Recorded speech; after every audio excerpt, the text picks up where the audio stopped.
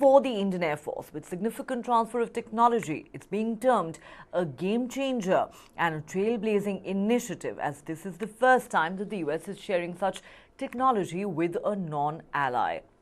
A series of other announcements, important ones, have been made as well. We will discuss all of that in detail in just a moment. But before that, let's listen in to some excerpts from Prime Minister Narendra Modi's address to a joint session of the US Congress. There have been many advances in AI, artificial intelligence. At the same time, there have been even more momentous development in another AI, America and India.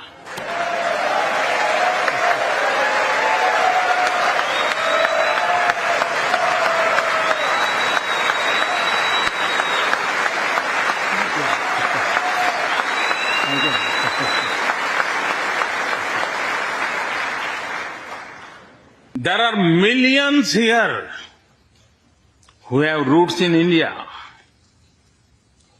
Some of them sit proudly in this chamber.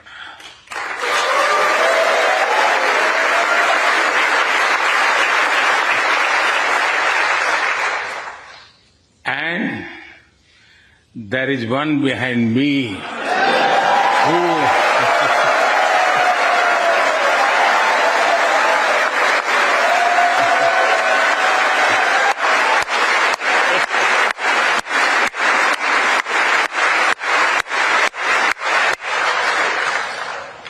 has made history. 20 years ago, as chairman of the Senate Foreign Relations Committee, I made clear that the United States and India grew to be the closest friends and partners in the world would be a safer place. I believe that even more today, now that I'm president. Mr. Prime Minister, Jill and I have had a wonderful time with you today during your truly productive visit. And tonight, it's a fitting way to celebrate the great bonds of friendship between India and the United States that will long endure. Indian American लोगों ने America में बहुत लंबी यात्रा तय की है। भारतीय मूल्यों, भारत के लोकतांत्रिक परंपराओं और हमारी संस्कृति के गौरव से भरे हुए इन लोगों को अमेरिका के मेल्टिंग पॉट में निरंतर मान सम्मान मिला है। भारतीय मूल के लोगों ने अमेरिका के समावेशी समाज और अर्थव्यवस्था को और मजबूत बनाने में बहुत बड़ी भूमिका निभाई है। All right, joining me now on the show is Lisa Curtis, Director at the Indo-Pacific Security Program Center for a New American Security. Lisa Curtis, welcome to the show. Thank you so much for joining us. Well, thank you for having me. Let me begin by asking you, now during the ceremonial welcome for Prime Minister Modi, President Biden said India and the US are two great nations, friends and powers that share democratic values, and the India-US relationship will define the 21st century. While a lot of these state visits are high on optics and rhetoric, but it is being said that this one is truly epoch-making. Do you believe that what we are now witnessing truly signals the cementing of a defining partnership?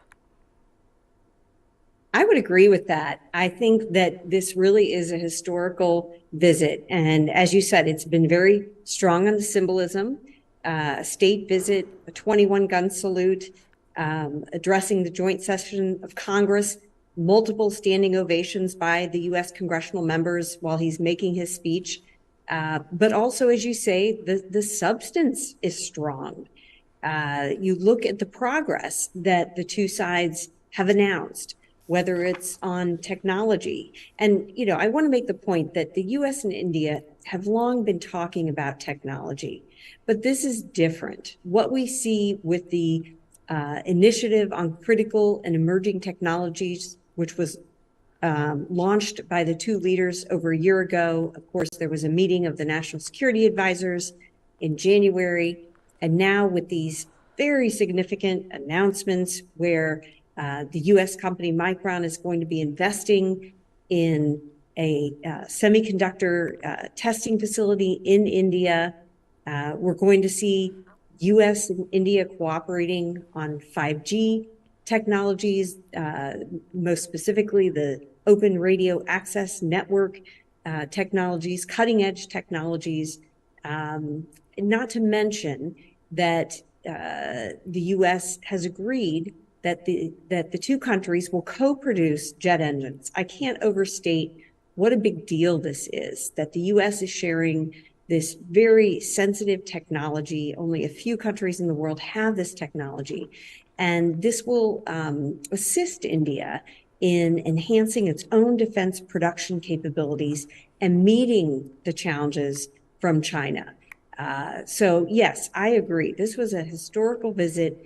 And, you know, particularly following a year when the two countries have not seen eye to eye on Russia's invasion of Ukraine. They have had their differences, but what they're doing is they're setting aside those differences. They're saying this partnership is too important, and they're ready to invest in it. They're ready to take it to the next level. So yeah, I think it's quite a historical day. It is indeed. Let's now dwell on some specifics. You just referred to the deal for the joint manufacture of GE F414 fighter jet engines. What makes it truly significant is, of course, the transfer of technology that comes with it. India, in fact, has called it a trailblazing initiative. Like you said, this is the first time that the US is sharing such sensitive technology with a non-ally, and of course, very few countries have it. They call it the crown jewel of their defense production, and that is the reason why many believe this is going to be a game changer for India's armed forces and most certainly for the India-US relationship. Do you believe that despite all the reservations and differences Washington may have had on, India's stand on the Russia-Ukraine war, India's long-standing relationship with Russia, the fact that it has decided to go this far actually is testament to how important the U.S. does believe this relationship to be? I think that's right. I think the Biden administration is demonstrating that despite, what may have been previous concerns about India's close ties to Russia, as well as its dependence on Russian military technology, the U.S. is still going to go that extra mile. It's going to make sure that India has the capabilities it needs. And it's going to take that leap of trust and faith in India and move forward with this, co-production deal. But let's also recognize that this is also part of an effort to see that India over time reduces its dependence on Russian military technology. This won't happen overnight, but we have to see this deal in that context as well. Absolutely. There is no doubt the US is keen to wean India off its heavy dependence on Russian weapon supplies. And now that, it has decided to finally open the door of technology transfer, something that was up till now actually an irritant in the India-US relationship, does seem to be a big step forward in that direction. Now, Lisa, even as India maintains that it's not going to compromise on its strategic autonomy, there is all this talk about how India is a strong partner of the United States, but it is not an ally. It will not be an ally. Despite that, you call it a leap of faith, but even India now entering into such important historical deals with the United States, does this to you signal some sort of a shift on part of New Delhi vis-a-vis Moscow? Does it signal some degree of disengagement there, or would it be too early to draw those conclusions? Well, I think it does show Indian confidence in the United States.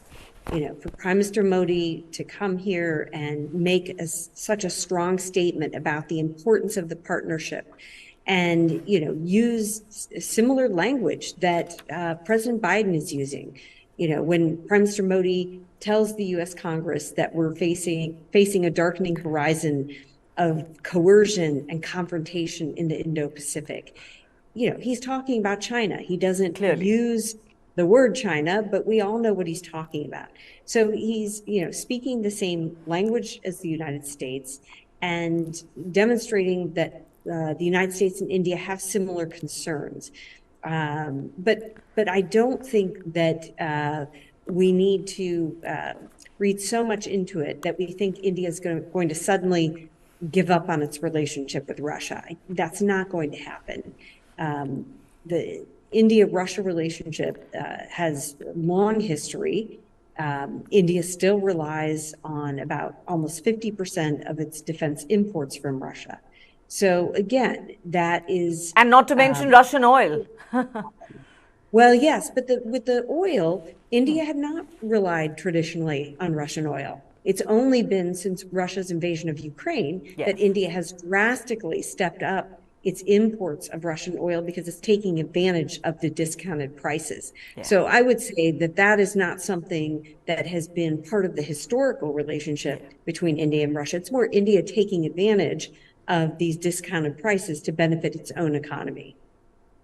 You're right about that. But, you talked about China and you do look at the Indo-Pacific very closely. So let's talk about that. You just referred to that speech the Prime Minister made in his address to the US Congress. He said the dark clouds of coercion and confrontation are casting their shadow in the Indo-Pacific. The stability of the region has become one of the central concerns of our partnership. We share a vision of a free, open and inclusive Indo-Pacific, which is free from domination. So yes, there are clearly shared concerns between India and the US over China's growing aggression and revisionism.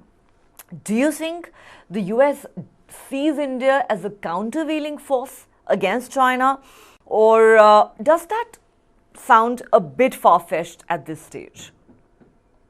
I think how the U.S. views India as an indispensable partner in asserting this vision of a free, open, resilient, transparent Indo-Pacific, that the U.S. cannot achieve that end state alone. It needs countries like India, India being a major democracy, the most populous nation in the world with an emerging economy, clearly is going to have a great deal of influence in this region. So the U.S. wants to partner with India with their like-minded goals. But again, India is not an ally. It's not an ally like Japan or Australia or the Philippines or South Korea is for the United States. So the expectation of India is slightly different, and it has more to do with India asserting its soft power, its economics, its people power, its cultural influence throughout the region. And the U.S. wants to be associated with that. It wants to work hand in hand with India to make sure that this region remains free of coercion, that countries can maintain their sovereignty and independence. So that is really, I think, what the U.S. is looking for from India when it comes to the Indo-Pacific region. Right. Now, what we're discussing are very complex geopolitical equations. On the one hand, there seems to be this great power rivalry between the US and China. On the other hand, we know that their economies are also intertwined. On the one hand, there is this strong, robust and long-standing relationship that New Delhi enjoys with Moscow, which, as you said, is not going to end anytime soon. But at the same time, Lisa, do you believe that Moscow's growing proximity to Beijing is something that New Delhi could become increasingly uncomfortable with and could make New Delhi somewhat wary of Moscow going forward? Does that in a sense also somehow fit into these evolving dynamics that we see between all these nations? Yes, I think India already is concerned about the growing closeness between Russia and China. We saw the announcement of the No Limits Partnership just, weeks before Russia invaded Ukraine. And, we do see more coordination, collaboration between Russia and China. So India already is concerned about that. But I think India is trying to make a wedge between the two countries and feels, that it wants to keep its ties with Russia in an effort to try to keep that wedge. But I think this is going to be more and more difficult for India moving forward, because as Russia becomes more and more isolated, as the sanctions start to bite the Russian economy, Russia is going to be more dependent on China, and will have to do China's bidding. So I don't think that India will be able to rely on Russia, particularly if there is another India-China border crisis, like which we had in 2020. In that case, India did turn to Russia, but things are different now. The power dynamics are changing, and in those changing power dynamics, Russia is getting weaker and weaker.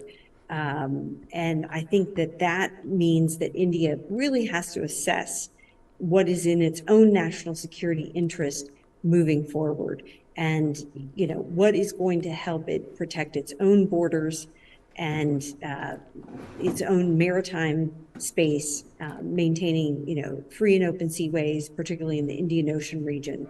And India is going to have to make these decisions and calculations on its own. The U.S. is not going to be conditioning its relationship with India on India's decisions. But I do think that it is something that Indian leaders have to consider moving forward. Will they be able to rely on Russia as they have in the past? Or are they going to have to look at how the new geostrategic situation is shaping up? That is interesting. You are saying that Russia's growing isolation is something that could hurt India's interests, and therefore it may have to, in fact, review its relationship with Moscow going forward. Now, keeping the focus on China for the moment, we saw U.S. Secretary of State Antony Blinken visiting Beijing over the weekend. The two sides agreed to continue to talk to each other, and soon after that, you had President Biden calling Xi Jinping a dictator. No surprises that China reacted very angrily, calling the remarks irresponsible and a violation of diplomatic protocol. Firstly, I wonder what you made of President Biden's remarks, and he was asked whether he regretted making it, and he said, not quite. And at the same time, do you think that India might want some sort of clarity from Washington on how it really plans to take things forward with Beijing? Well, I think that from the U.S. perspective, it wants to keep lines of communication open with China. It doesn't want this increasing competition to devolve into conflict. And so on the one hand, the U.S. is enhancing its own capabilities. That's why we had the CHIPS Act, the $50 billion in investment in U.S. technology companies. That's why we have the U.S. investing in its allies and partners in the region with its Indo-Pacific strategy. It's preparing for this competition with China, but it doesn't want that competition to devolve into conflict. And so that's why the U.S. is, on the one hand, preparing and working on deterrence, and on the other hand, keeping a hand open to China and trying to seek dialogue and cooperation on particularly, issues that they might have converging interests: climate change, nuclear non-proliferation, some of these global issues that they might be able to talk about. So I think that is how the U.S. Strategy or position toward China should be understood. And I think India has some similar approaches. India has a major trading relationship with China, and that it seems to be growing even as there continue to be tensions on the India-China border, military tensions. So I think, India should understand what the U.S. is doing with its nuanced policy toward China, because in many ways, India has the same kind of nuanced policy. And so I think, again, together, India and the U.S. working together on deterrence and partnering more closely on, all of the issues that we've been talking about: technology, defense, trade, space. That really is the best way to help deter an aggressive China and try to help ensure that the Indo-Pacific region remains free and open, and free from Chinese coercion and confrontation. Well, you're right. Diplomacy and foreign relations do not take place in black or white. The area is always gray, and that is how all countries operate. At the end of the day, it is really about their interests over and above everything else. Let's talk about Pakistan. Prime Minister Modi, without naming Pakistan, said in his address to the US Congress that even 2 decades after 9/11 and a decade after 26/11, terrorism remains a pressing challenge, and there can be no ifs and buts in dealing with it. Now, we know, Lisa, in the past there's been a great deal of heartburn for India over close military ties between the US and Pakistan, particularly if you cite the example of, let's say, America providing F-16s to Pakistan. But do you believe that equation has changed significantly in the last couple of years since the withdrawal of the US and NATO troops from Afghanistan? How do you see that equation? Because it has been a huge irritant for India. Well, certainly the US-Pakistan relationship has changed dramatically, especially since the U.S. withdrawal of troops from Afghanistan. The U.S. is not reliant on Pakistan for ground lines of communication to, resupply its troops.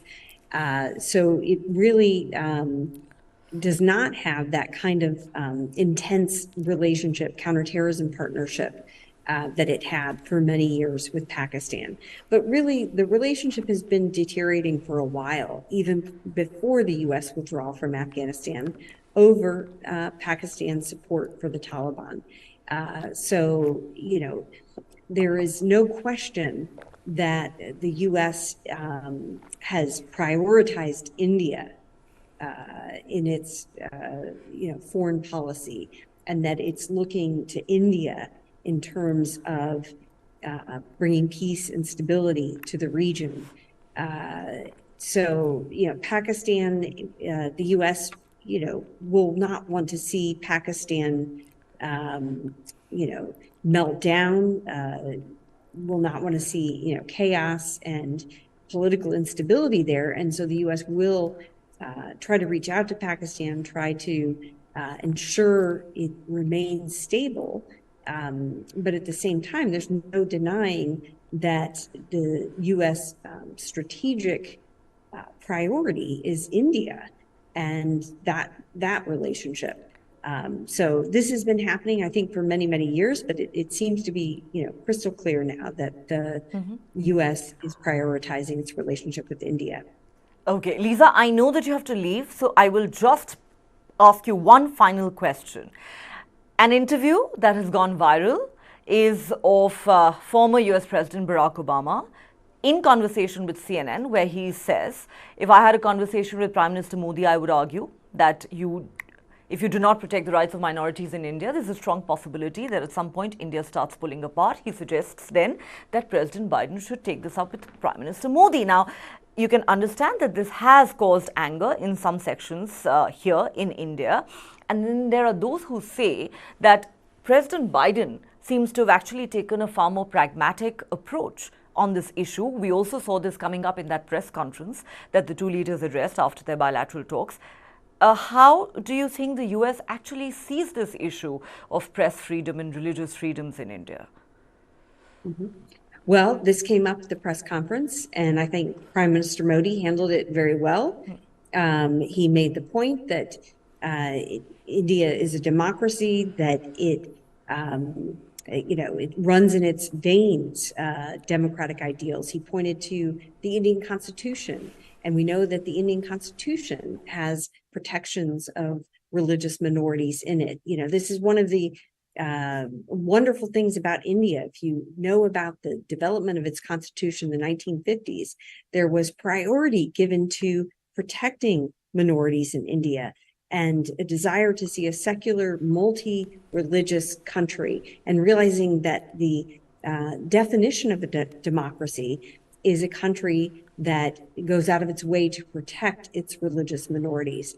And I think, President Biden also acknowledged these foundations of Indian democracy. And he acknowledged that the world looks to both India and the United States to be models of democracy. Now, of course, both countries are imperfect democracies. I think the U.S. has to come at these issues with a certain amount of humility. But at the same time, it only makes sense that our two countries would engage in discussions about democracy and the importance of playing that leadership role for the rest of the world in demonstrating pluralistic democracy works, and that it's important that democracies protect their religious minorities. Right, and I think we can all agree that no democracy is perfect. All democracies are works in progress. On that note, Lisa Curtis, thank you so much for speaking to us. It's been a pleasure talking to you. Thank you. All right, let's once again listen in to what Prime Minister Narendra Modi said in that historic address to a joint session of the US Congress, and then later what he and President Biden said to each other at the state dinner at the White House. There have been many advances in AI, artificial intelligence. At the same time, there have been even more momentous development in another AI, America and India.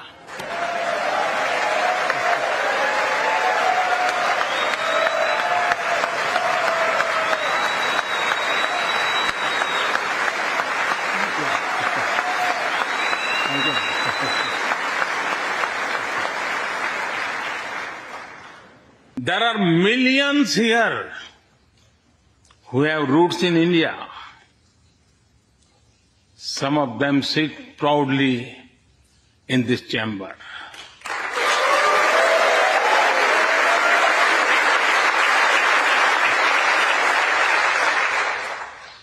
And there is one behind me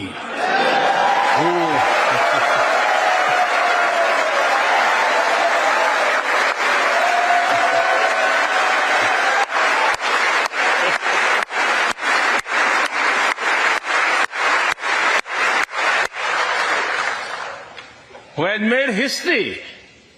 20 years ago, as chairman of the Senate Foreign Relations Committee, I made clear that the United States and India grew to be the closest friends and partners in the world would be a safer place. I believe that even more today, now that I'm president. Mr. Prime Minister, Jill and I have had a wonderful time with you today during your truly productive visit. And tonight, it's a fitting way to celebrate the great bonds of friendship between India and the United States that will long endure. Indian American लोगों ने America में बहुत लंबी यात्रा तय की है। भारतीय मूल्यों, भारत के लोकतांत्रिक परंपराओं और हमारी संस्कृति के गौरव से भरे हुए इन लोगों को अमेरिका के मेल्टिंग पॉट में निरंतर मान सम्मान मिला है। भारतीय मूल के लोगों ने अमेरिका के समावेशी समाज और अर्थव्यवस्था को और मजबूत बनाने में बहुत बड़ी भूमिका निभाई है। A spirit of democracy, inclusion and sustainability defines us. It also shapes our outlook to the world. India grows while being responsible about our planet. We believe, Mata Bhumihi Putro Aham Prithviya. This means the earth is our mother and We are her children. Indian culture deeply respects the environment and our planet.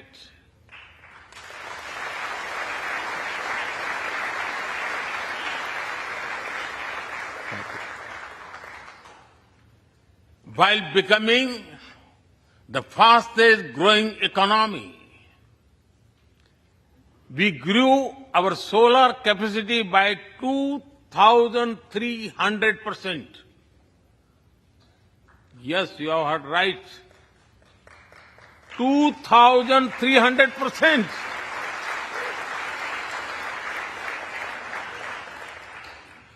We became the only G20 country to meet its Paris commitment.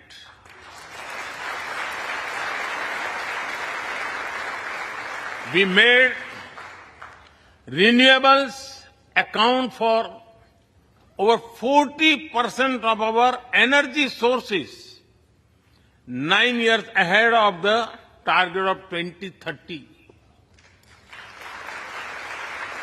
But we did not stop there.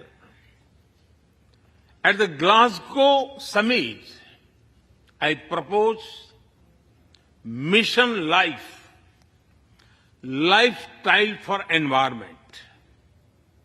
This is a way to make sustainability a true people's movement. To live it, to be the job of governments alone.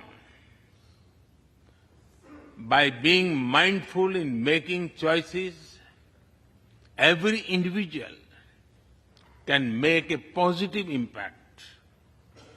Making sustainability a mass movement, we help the world reach the net zero target faster. Our vision is pro-planet progress. Our vision is pro-planet prosperity. Our vision is pro-planet people. The way. All right, that was Prime Minister Narendra Modi earlier addressing a joint session of the US Congress, making history in that moment as well. And joining me on the show now to decode this historic visit is former Foreign Secretary of India, Ambassador Shashank. Sir, welcome back. Thank you. Thank you. Yeah. You know, when we spoke earlier this week, we talked about the expectations that people had from this high-profile visit. By now, we have a fairly good idea of how it is turning out. During the ceremonial welcome that was accorded to the Prime Minister, President Biden said India and the US are two great nations, friends and powers that share democratic values, and India-US ties will define the 21st century.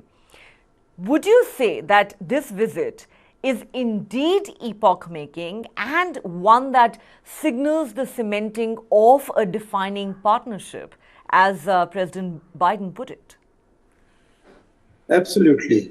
I think, Neha, President Biden and Prime Minister Modi have taken decisive steps in order to bring the world safer, Asia safer, and India and America having very close bonds of friendship and working on the futuristic kind of technologies, which I think is the demand for the day. So as a diplomat, I would be able to say that it is not only a bilateral relationship, but the global scenario as it has developed, and particularly in Asia, the situation has been that the US needs India at this stage, when India is becoming a fast-growing economic power.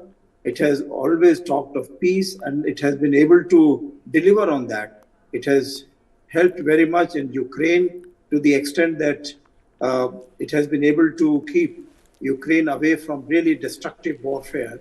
And secondly, even in Asia, we have been trying to work together with other countries to make sure that China remains a civilizational power, remains a friendly power, does not push its way among the neighboring countries. So I think America has realized that it is not the kind of relationship which they were thinking of getting with India earlier, let's say 20 years ago. Then also we were thinking in terms of building strong ties. But now what USA has realized that India's friendship is extremely important, not only for bilateral relations, for the global scene. And what we have done during the COVID period, and this is remarkable, when the American companies, British companies, they were all trying to make money out of the misery of the people. All right, sir, my apologies. We'll come to you in just a moment, but we have live visuals now coming in from Washington, D.C. of Prime Minister Narendra Modi and President Joe Biden, who are at this tech handshake event. Future. Let's listen in. I want to thank all the CEOs again for being here. And with that, I'm going to turn it over to the Prime Minister to say nice things about me.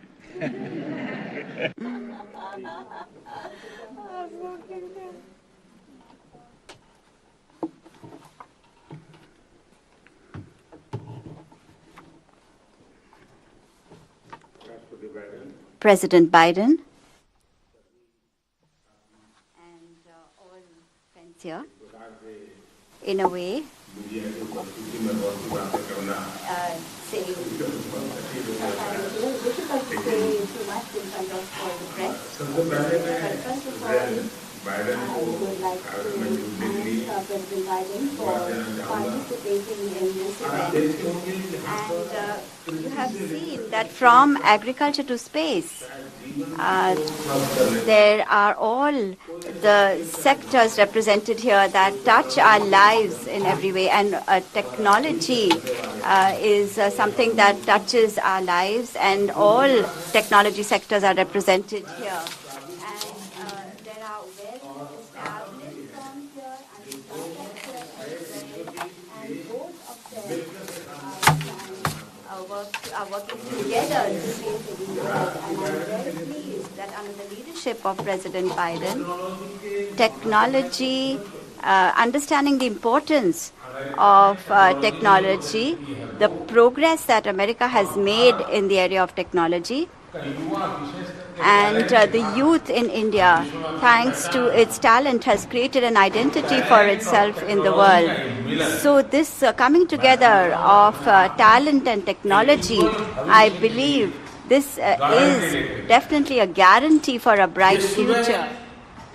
कुछ ही मित्रों के बीच की है, लेकिन ये सुबह उज्जवल भविष्य की गारंटी लेकर के आई और मैं राष्ट्रपति बाइडेन का इस महत्वपूर्ण, भले ही छोटी हो, लेकिन मैं कहता हूं ये होनहार है, ये शानदार है और ये धारदार भी है और ये आने वाले भविष्य को बनाने वाली है।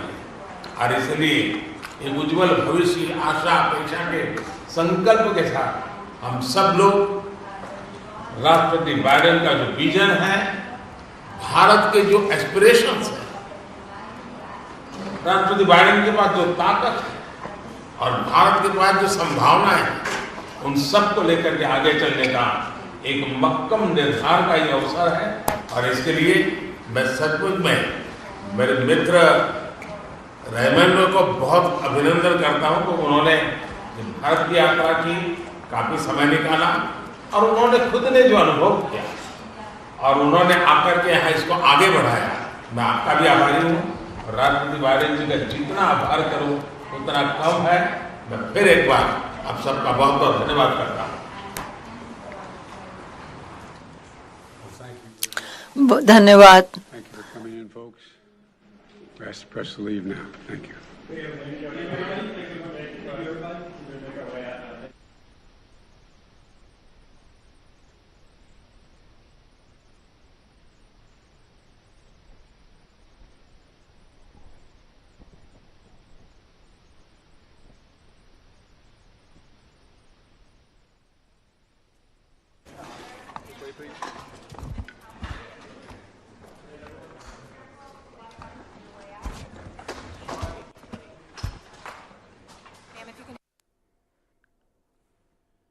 All right, those are visuals coming in from the White House where Prime Minister Modi and US President Joe Biden are currently attending a tech handshake event. This is essentially one more meeting that the Prime Minister is holding with top American CEOs. Some of the biggest names in corporate India are also present, including Reliance Chairman Mukesh Ambani and Anand Mahindra. And then, of course, the big names from corporate America, Sundar Pichai, and many others are present at this event. Let me go back to former Secretary Shashank, who is with us. Sir, my apologies for that interruption. No, not Yes. So please complete the point that you were making earlier, sir. And, it would not be incorrect to say that defense and technology cooperation really seem to be the leitmotif of this entire visit. And, we are looking at fresh evidence of that. Prime Minister Narendra Modi at this tech handshake event, accompanied by President Biden at the White House. Well, all the US presidents want to leave a legacy for world peace and for the United States. I think President Biden has that feeling, and he has a very long, distinguished career as a public person in the United States. So I think he knows tremendously well as to how the international trends are moving. And he has been able to study and take action that right now is the moment when on technology sector, on defense sector, India needs to be brought in as a partner, not just as a buyer, but also as a co-developer of technologies. And India has been able to do a lot of things on its own also in the space sector and in the fintech sector, where we have our UPI and we have developed the Aadhaar card, a unique identification framework, which even the American technical experts have said that, well, that is something which they may not have got easily. So therefore, I think there are these things that Americas have technology, they have defense, and they have many achievements to their credit. They are now finding that the Chinese are likely to leave them behind in some of the sectors, and the Chinese are not changing their attitude. They are not becoming more democratic, more liberal, but they are going to the contrary direction. In fact, they are assisting the terrorists coming out of Pakistan, out of Afghanistan, and other places. They are also creating an environment where people living in China feel threatened by the state. I think this is the issue on which the United States has finally taken a decision that India is the right country with whom they should develop a long-term partnership and go ahead with it by taking into account the views that India has about itself and about the countries in the region. I think that is the extremely important change which has come about, I think, in the American stand. Even now, before the visit had started, we knew that many people in America were uncomfortable with this new relationship coming up between Rashtrapati Biden and Prime Minister Modi, because they felt that the Americans should have put more pressure on India, because that was the only way to deal with India. I think that President Biden has decided that that is not the way to go about, because the chance is that if we lose this opportunity, we may not get this opportunity for a very long time in future. I think that is why for India, it's a rare moment. For the American government also, it's a rare moment where they have taken the lead. And I think they both need to be congratulated, and they will be remembered for a very long time for this historic visit, for the decisions which they have taken, which will build the long-term relationships and the future technical tie-ups. But of course, we'll have to see how India absorbs the technologies, how India develops them. But the point remains that we are on the right track, and we have taken very concrete measures for which we have been working on for the last 20, 25 years. Right. Now, at this event where some of the biggest names from corporate India and corporate America are present, Prime Minister Modi just said the coming together of talent and technology guarantees a brighter future. President Biden, apart from reiterating that India and the US are going to define the 21st century, has also said our cooperation matters not just for our own people, but to the whole world. Now, we've seen, not only have there been some extremely critical defense deals that have been inked during this visit, and we'll come to that in a moment. But, let's look at the kind of engagement that's taking place between the two countries, the collaboration that's happening in the area of tech. We talked earlier about how, the initiative on critical and emerging technologies has become the framework for this relationship now. The Micron deal, for example, Micron investing in $2.75 billion deal to set up a semiconductor facility in India, and it will be the first of its kind for India. So clearly the two countries, are very clear about what they need to prioritize in the current global environment. Yes, for a long time we had been thinking of bringing the semiconductor industry into India, but it was so difficult because firstly, the technology, secondly, all the allied infrastructure which is required to be created for having the semiconductors. I think that was really considered way beyond the Indian capabilities at one time. Now, Micron is coming here and they have set a time frame, about 5 years, when they would be able to develop the semiconductors. And not only that, the Americans have agreed that for the 5G and 6G, not only platforms, but all the connected infrastructure would be created, which will be helpful for India and for the other countries which want to go for the 5G, 6G technologies. And similarly, in the space sector, they are trying to work on this. On the other emerging technologies sector, they are working, defense area, of course. So I think they have covered a whole set of issues. And as we discussed, even about the students and about the H-1B visa holders who used to face difficulties in extending their visas, I think now, after there were visa delays, I hope that there would be now concrete results and there would be much relief for all these people in future after following Prime Minister Modi's visit. Absolutely. I mean, it is definitely likely to be a matter of great relief. And now we have visuals coming in from the luncheon, which is being hosted by the US State Department for Prime Minister Modi. The high tech handshake event is over. Here you see Secretary of State Antony Blinken, Vice President Kamala Harris, welcoming Prime Minister Narendra Modi at this luncheon. The positive impact in the lives of the Indian people is immeasurable, and it will be lasting. And it underscores that these aspirations to a better future are ones that we share and ones that we depend upon each other to help realize. That's why when President Eisenhower became the first American president to visit India, he told your parliament that the welfare of America is bound up with the welfare of India. Over the past several decades, the United States and India have been advancing the vision of greater interdependence, brought closer by administrations of different parties in both of our countries. Having worked for President Biden for over 20 years, I know that his belief in this partnership is long-standing and his commitment to delivering on its promise is unwavering. And during the last 2.5 years, we've transformed the relationship between our countries. We are working closer together on more issues than ever before. From semiconductors to space, from education to food security, the energy, ambition, and potential of our cooperation is boundless. The United States and India have become, as the Prime Minister has put it, indispensable partners. And that partnership, President Biden has said, is a defining relationship of the 21st century.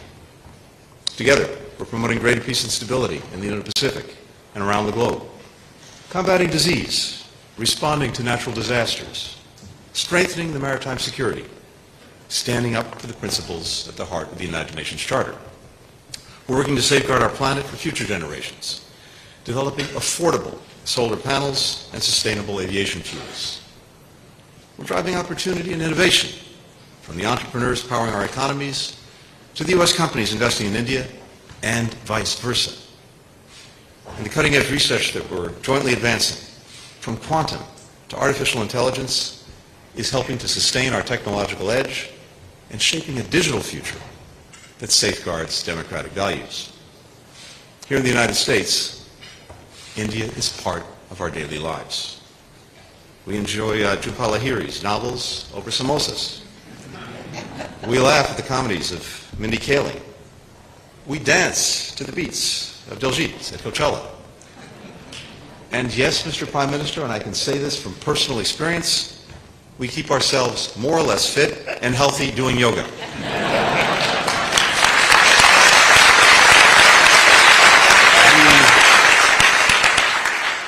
The United States is endlessly enriched by our thriving Indian diaspora. Doctors, teachers, engineers, business leaders, public servants, almost all of whom, it seemed, were on the White House lawn yesterday to greet you. And so many of whom are here with us today. Leaders, of course, like Vice President Harris, whose mother came from Tamil Nadu.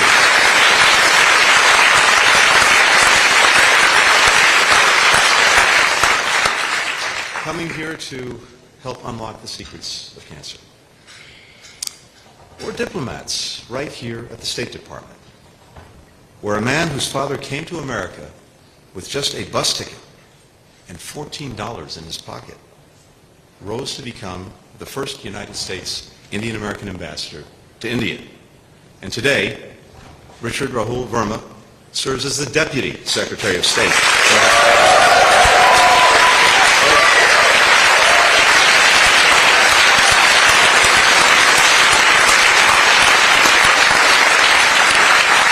The highest-ranking Indian American official in the department's history. And, Mr. Prime Minister, that ultimately is maybe the strongest bond that unites us. As you glimpsed in your earliest travels here, whether we call it the American dream, whether we call it the Indian dream, whether it's the son of an immigrant from Jalandhar rising through the State Department, or a tea seller becoming Prime Minister, our people believe profoundly in opportunity, that no matter who we are or where we come from, we can make something more of ourselves. So, please join me in raising a glass to our shared hopes for the future and to the U.S.-India partnership that will help make those hopes a reality. Cheers.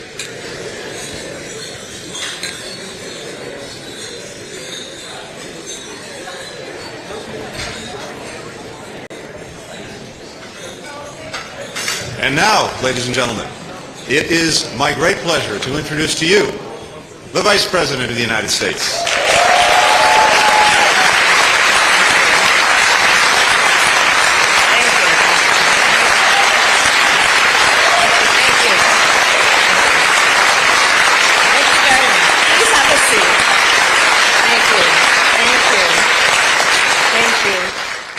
Mr. Secretary, Madam Ryan, thank you for hosting us here yet again. It is the honor of Doug and mine to be with you, honoring the friendship and the importance of the relationship between India and the United States. Prime Minister Modi, we are honored to welcome you. We also welcome the members of the President's Cabinet who are here and all of the members of Congress who are here, including Speaker Emerita Pelosi, Chairman McCall, and Ranking Member Meeks. And welcome to all of our distinguished guests.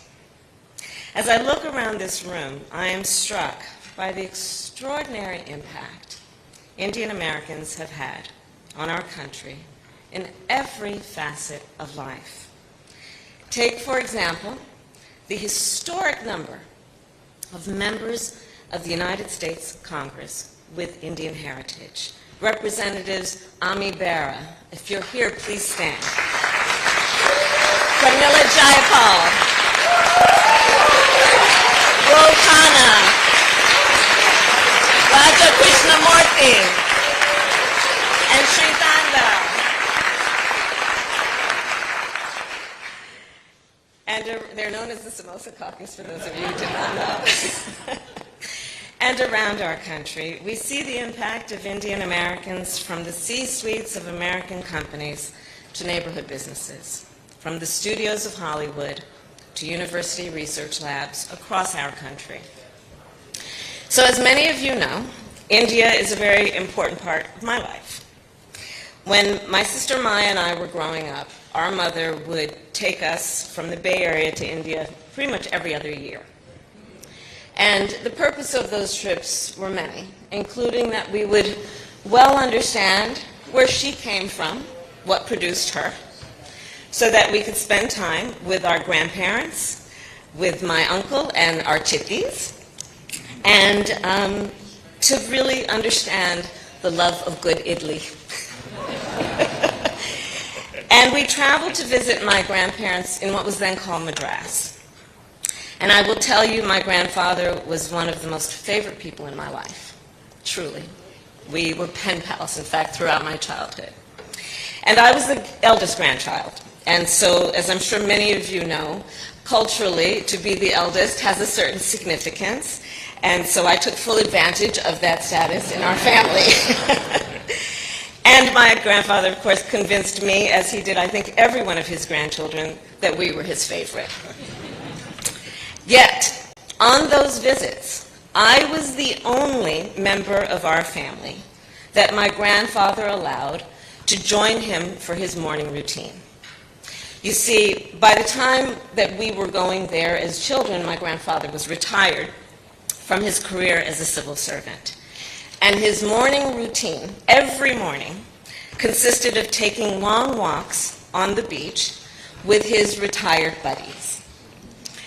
And they, as retired civil servants, would debate the issues of the day. So I would hold my grandfather's hand on these walks and listen intently to him and his friends. And I will tell you, as a young girl, I don't think I fully appreciated the essence and the import of the debates that they would have. But I did clearly understand and do recall stories about the freedom fighters and the nation's founding heroes and about the independence of India.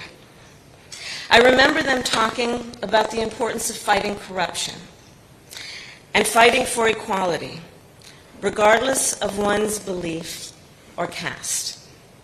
Throughout these walks, I recall my grandfather teaching me lessons about not just what it means to have a democracy, but to keep a democracy. And I do believe it is these lessons that I learned at a very young age that first inspired my interest in public service. And I look back now, and I do fully realize how much these conversations influenced me and my thinking, and how they have guided me ever since. In fact, it is a large part of who I am today. These lessons I learned from my grandfather, P.V. Gopalan, and from the dedication, determination, and courage of his daughter, my mother, Shamala. And it is that being the reason that I stand before you today as Vice President of the United States.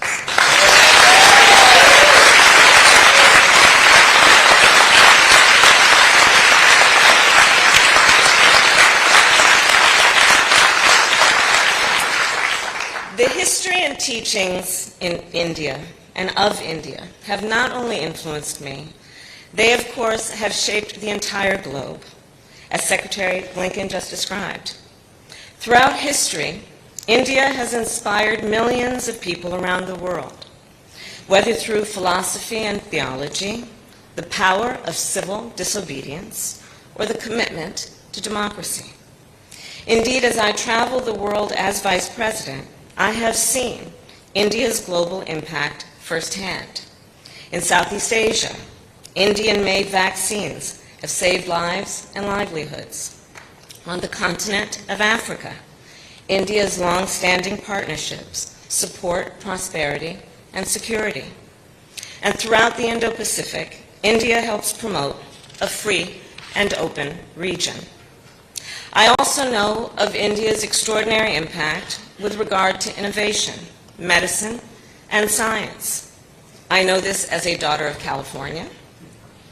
I know this as a former district attorney, attorney general, and senator who has worked on technology with leaders in Silicon Valley. And I know this, of course, as a daughter of a scientist. My mother, at the age of 19, arrived in the United States by herself as part of the first wave of Indian students to travel here.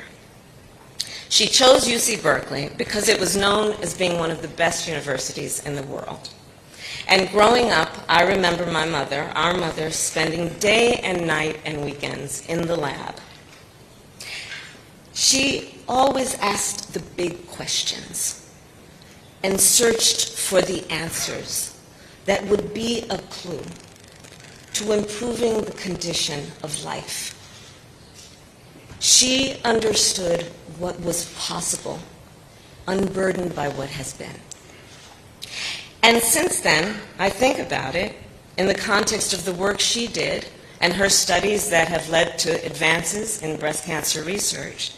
And I think about it in the context of the millions of Indian students who have come to the United States since to collaborate with American researchers, to solve the challenges of our time, and to reach new frontiers. Indian innovators have made great strides in engineering and computer programming.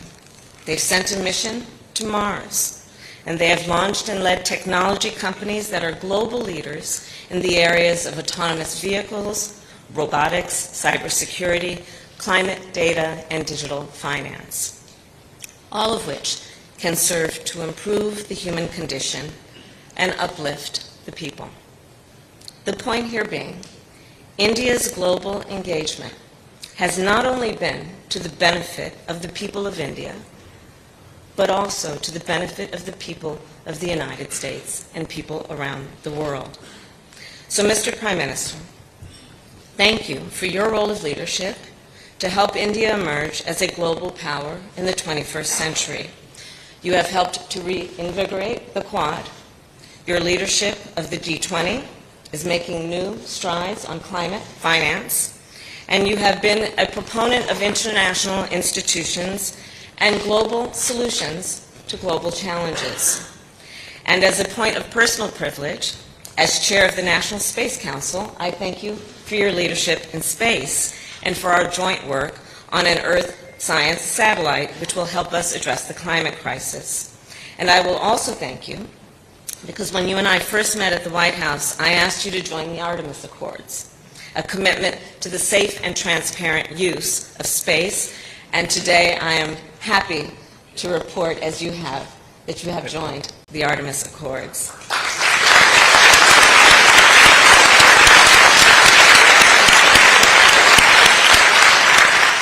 So, Prime Minister Modi, President Joe Biden and I are grateful for your commitment to strengthen the ties and the relationships between the United States and India. And we share that commitment. Under your leadership and that of President Biden, our partnership has become more expansive than it has ever been. Over the past 2.5 years, you and I have advanced cooperation on climate, on clean energy, terrorism, cybercrime, public health, and vaccine production. And during this trip, our countries have launched new areas of cooperation, from artificial intelligence to semiconductors. As we look toward the future, the United States and India, the world's oldest and largest democracies, instinctively turn to each other and are increasingly aligned. So I will close with this, which is a memory, again, of my grandfather and what he taught me on those long walks. And in particular, what he taught me about the nobility of public service. Prime Minister Modi, you and I have both dedicated our careers to the noble work of public service. And so to everyone here today, I say, it is incumbent on each of us, inside of government and outside of government, to continue the fight for progress and to serve the greater good. So I raise a glass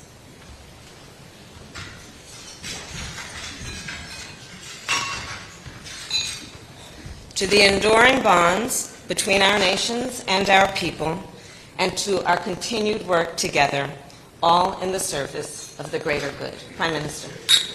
Cheers.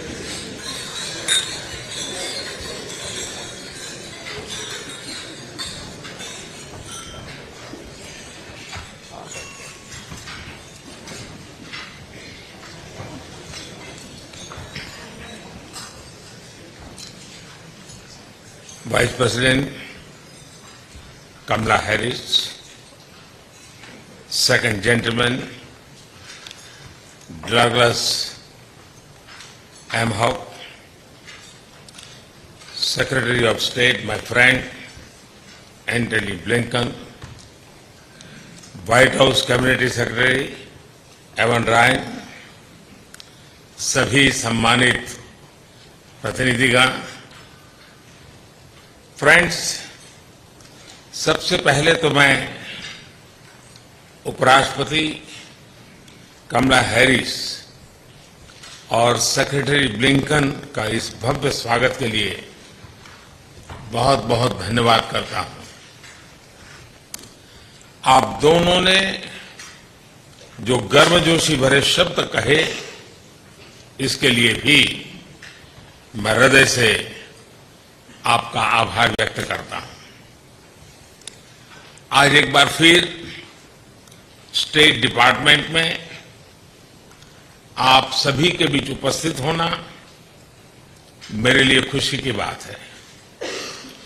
पिछले 3 दिनों में मैंने अनेक बैठकों में हिस्सा लिया, कई विषयों पर चर्चा की। इन सभी बैठकों में एक चीज कॉमन थी,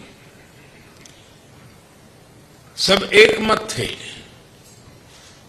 कि भारत और अमेरिका के लोगों के बीच मित्रता एवं सहयोग और गहरा होना चाहिए।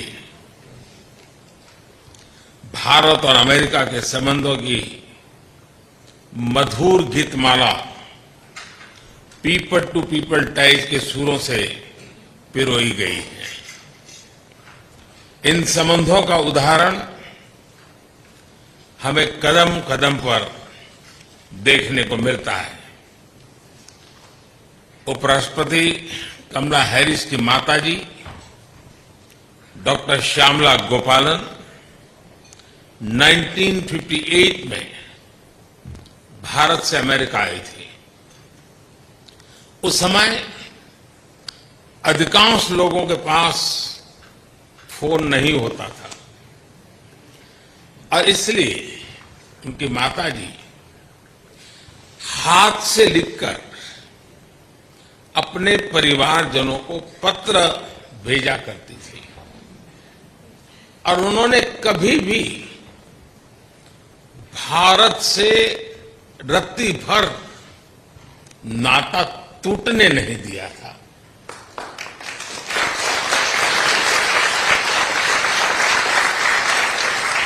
एक जीवंतता बनाए रखी थी।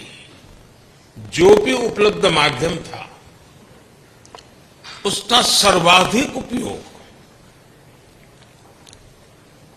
भारत को, उनके अमेरिका के जीवन को निरंतर जोड़ने में लगा रहा था। हजारों मीलों की दूरी के बावजूद भी भारत हमेशा उनके करीबी था। मैडम वाइस प्रेसिडेंट, उनकी इस प्रेरणा को आपने आज नई बुलंदियों तक पहुंचाया है। आपकी उपलब्धियां केवल अमेरिका ही नहीं, भारत और पूरे विश्व की महिलाओं के लिए बहुत बड़ी प्रेरणा है, बहुत प्रेरित करती है।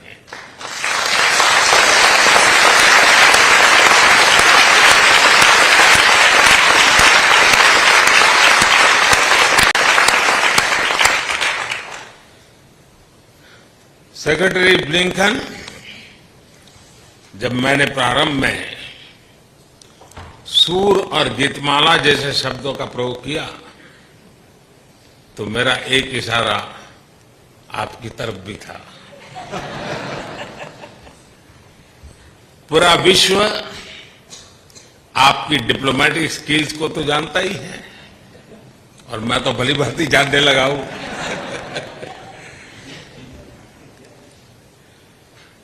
आपके म्यूजिकल टैलेंट के चर्चे भी बहुत है।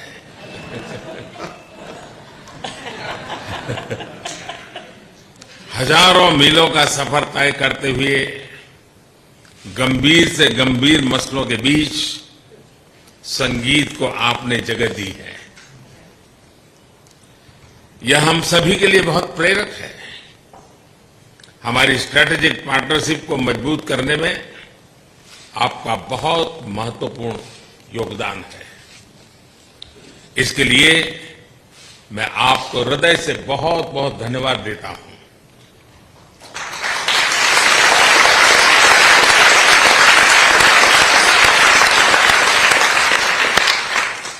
फ्रेंड्स, 2014 में मेरी यात्रा के समय मेरे प्रिय मित्र राष्ट्रपति बाइडेन भी यहां स्टेट डिपार्टमेंट में मेरे साथ थे।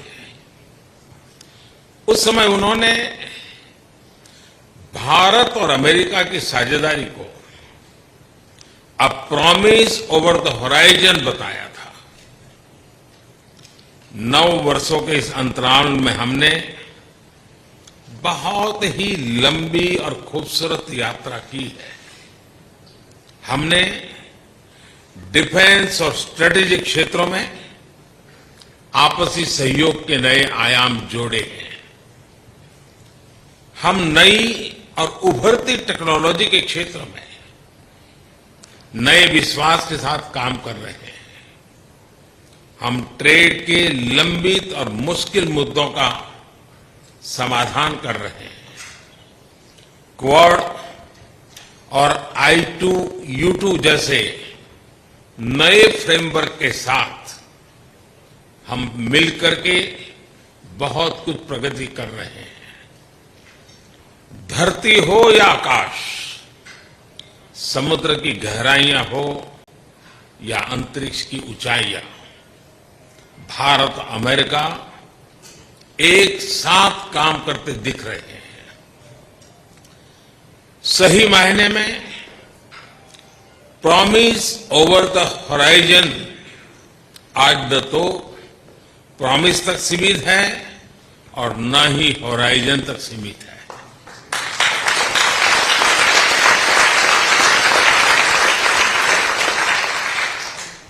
आज हम जिस मुकाम पर पहुंचे हैं, जिन उपलब्धियों पर हम गर्व कर रहे हैं, आप सबके सपनों और अथक मेहनत का परिणाम है।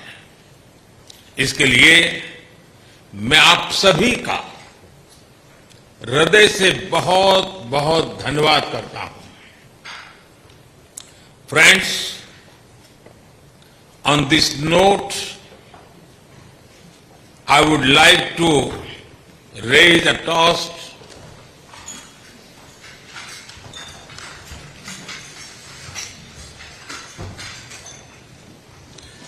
to your good health and well-being,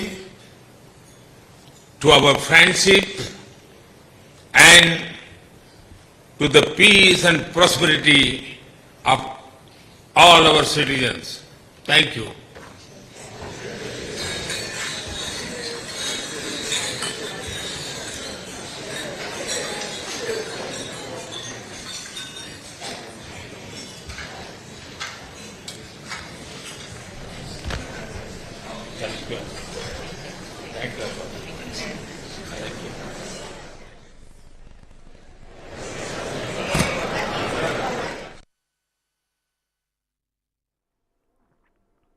All right, Prime Minister Narendra Modi there at a luncheon hosted by the US State Department, being welcomed by Secretary of State Antony Blinken, Vice President Kamala Harris, who spoke in great detail about her childhood spent in India and how India has been a huge influence in her life, talking about her family in great detail, the family that hails from India. All right, at this point, let's go across to our guest, Pramit Pal Chaudhary, senior journalist and foreign affairs commentator, joining us at this point. Pramit Pal Chaudhary, you know, even as we see Prime Minister Modi being feted at this State Department luncheon, lots of jokes being shared about yoga and the Samosa caucus. One thing, of course, is clear that while this state visit is high on optics, as is true of most such visits, it can be safely said that this is one visit that's also very high on substance. Just a short while ago, we saw the Prime Minister flanked by the President of the United States at the White House at this high-tech handshake event where once again he was surrounded by some of the biggest names in corporate India and corporate America. Your thoughts on how this visit has panned out? I think at the heart of what we've seen the past few days has been a determined effort by both governments to create a sweeping technological partnership. It's not just the normal government-to-government stuff that NASA will work with ISRO, that our quantum computing missions will merge forces, that India and the US will work together on nuclear reactors and so on. Almost every possible scientific government agency in both countries, at least in cutting-edge technologies, has effectively been matched in the summit. But it is also basically a call by, or policies laid out and roadmaps being laid out by the US, saying that their defense industry will work now with Indian companies to build a defense industry base in India, that their semiconductor companies will integrate Indian firms into their supply chains, that pharmaceutical companies and sectors on both sides will work together to create safe and secure supply chains. I mean, the list goes on and on. There's virtually no critical technology that India has any capacity to do or for that has not been brought into this picture. And then on top of that, arguably the most sensitive area, defense technology, America has said, has done what it has never done for a non-treaty ally or a country that has not signed a treaty alliance with them, to say that we are a jet engine for a fighter, an extraordinarily difficult piece of technology. Only 4 countries in the world know how to make a fighter jet engine of this quality. Neither Germany or Japan know how to do it.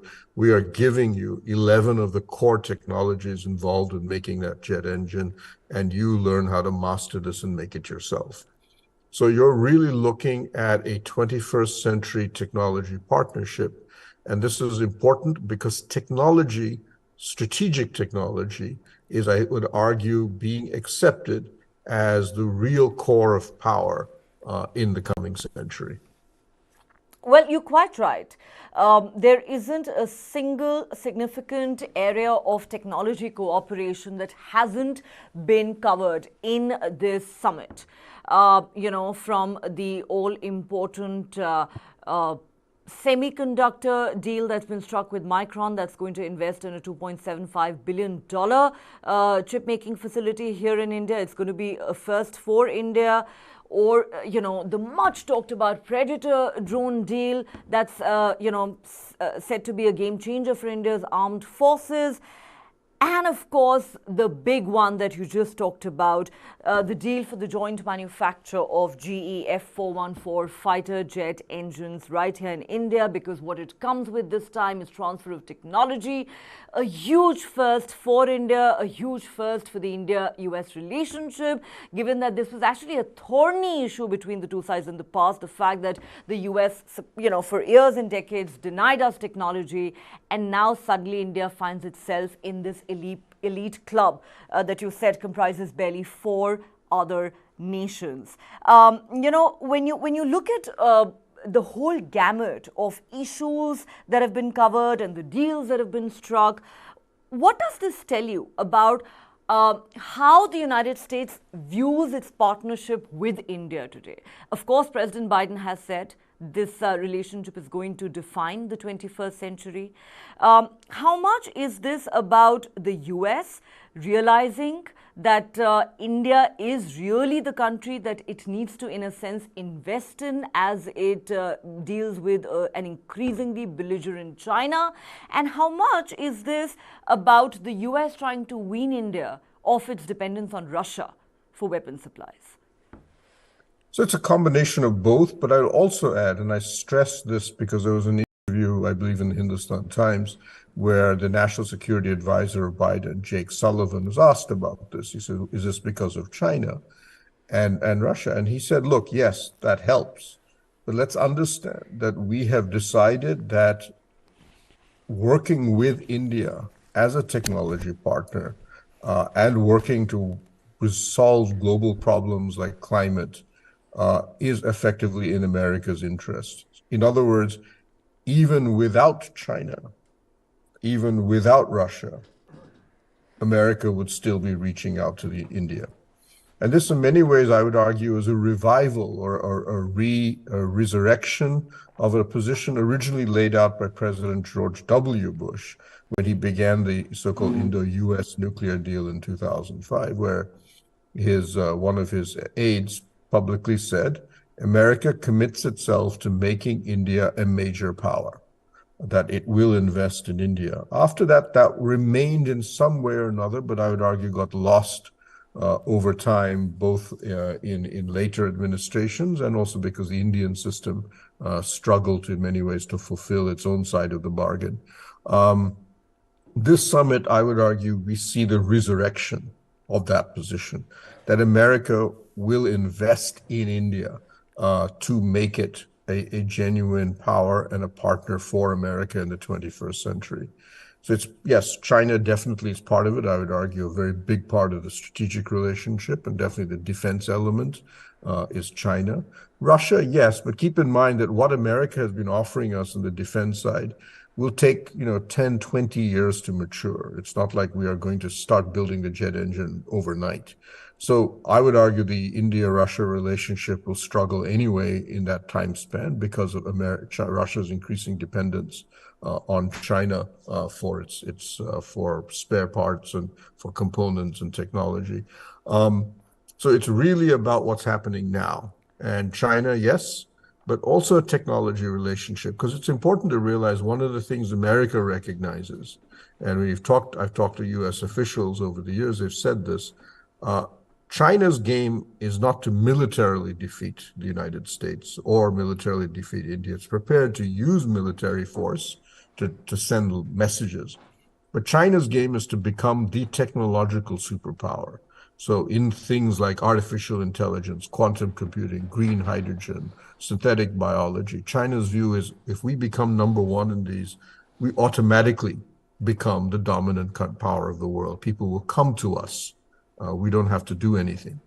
America recognizes this, and America, obviously being the superpower in technology since the 1950s, feels it has to respond. The Quad is about technology. It's an understanding of the four countries in the Quad, India included, that being dependent or allowing China to be the number one in these technologies is against their national interests. And which is why the Quad is 26 working groups inside the Quad, 23 are all about technology.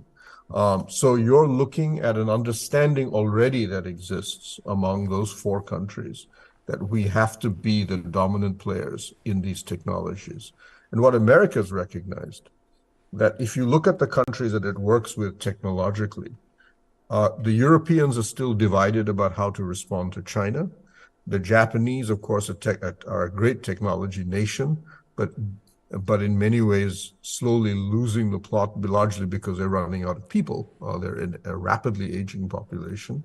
Same with Korea, Taiwan.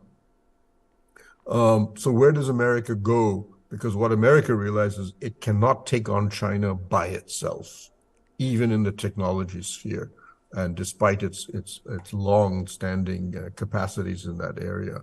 But if they look at their own numbers, something like 20% of all the artificial intelligence workers in America are of Indian origin. If you go through Silicon Valley, where do you see Indians? We provide a huge chunk of the growing manpower requirements in STEM and so on. So America is looking at India and saying, well, the easiest solution, therefore, would be let's just invest in India. Let's make India the partner because it's already moving in that direction anyway. And it agrees with us that China cannot be number one in these areas. That's interesting. That you believe the United States does see India as a countervailing force against China, and it does believe that it needs to equip India to take on China in the technology race in the long run. But there is, of course, the other aspect to this. China is growing aggression, belligerence, expansionism, call it what you like, in the Indo-Pacific.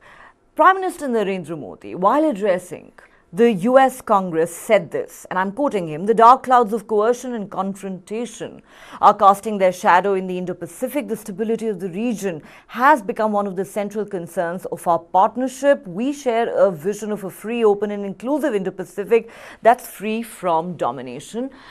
So obviously, while India has these border tensions with China, it's growing.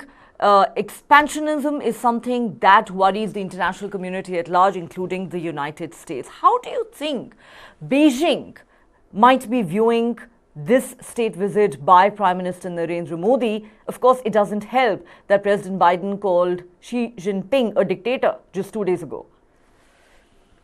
Though I should note that the Chinese constitution, in somewhere in its opening clauses, calls itself a people's dictatorship. But anyway, Biden recently mentioned how when he was elevating the Quad from being a foreign minister's level to being a head of state, head of government, a genuine summit level organization, he got a phone from Xi Jinping saying, "Don't do this. Don't raise the Quad to this level." And he, of course, said, "Well, that's unfortunate, but I'm going to be going ahead and doing this." While the Chinese dismiss the Quad, in their media says, it's the froth on the ocean and stuff, so on like that, will dissipate and so on. It's very clear that they're nervous about it because it is an alliance of countries who recognize that technology is at its core. It has quasi-military elements to it, maritime domain surveillance. And of course, we have a Malabar naval exercise, which is officially separate from the Quad, but whose membership is exactly identical to the 4 members of the Quad. And to make it worse for China, other countries are now expressing interest. Can we align with the Quad? The South Korean President Yoon asked to join the Quad summit in Tokyo last time. He didn't make it in the end, but he said, "I would like to attend." And I know other countries, even in Europe, as far afield as Europe, have come and said, could we find out what you guys are doing? And maybe we can align what we do in technology. Taiwan monitors what we do within the Quad. So yes, I think that's all there. And as we know, we have a set of military relationships which are separate from the Quad, but incorporate Quad members that are building up. AUKUS, for example, in the South Pacific. Which India would like to be a part of, right? I think India can't join the nuclear submarine element, but there's the AUKUS 2.0, which is in the making, has a cybersecurity, maritime defense security technology element, and this is something India is eyeing by buying the Predator. It's important to realize the Predator drones give us interoperability with almost every major Indo-Pacific country ex-China, because almost all of them use the same Predator. It's not necessarily that we weren't offered other drones of that nature by other countries. I know Israel, for example, was making a very strong offer, and it's Heron 2. But we decided to go for the geopolitically relevant technology, which was the Predator. Well, certainly a lot of landmark deals there that are going to become the leitmotif, not just of this historic state visit, but indeed of the India-US relationship itself. Perhaps it would be safe to say that the world will be watching with a lot of interest. On that note, Pramit Pal Chaudhary, pleasure talking to you. Thank you so much for your time and inputs.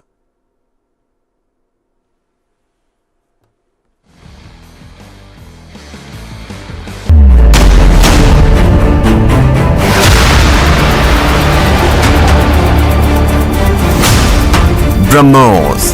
Stealthy, lethal, precise. It flies at 3 times the speed of sound and cuts through a warship like a hot knife through butter. China's navy has threatened its neighbors, and they are turning to the BrahMos for protection. The Warship Killer. This and more streaming on world's first news OTT,